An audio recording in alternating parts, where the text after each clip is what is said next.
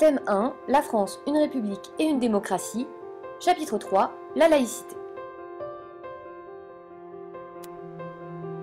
Tout d'abord, quelques rappels historiques.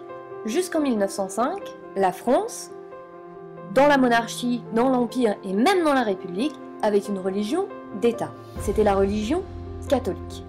Depuis 1905, les églises et l'État sont séparés.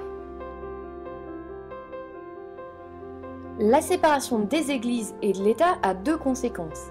L'État n'a pas le droit d'intervenir dans les religions tant qu'elles respectent la loi, et les représentants des religions n'ont pas à intervenir dans le fonctionnement de l'État, à dicter des lois ou à empêcher des lois d'exister. La loi de 1905 a deux objectifs: limiter l'emprise des religions sur l'État et respecter les croyances de tous les Français.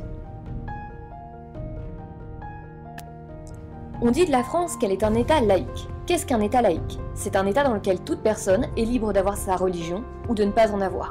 L'État n'impose pas de croyances et les religions n'ont pas à demander la création de lois. La laïcité, c'est la liberté pour tous de croire en respectant les différences de l'autre ou l'athéisme des autres.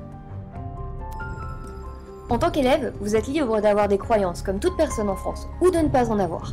Cependant, vous n'avez pas le droit de porter à l'école de signes qui montrent une appartenance religieuse.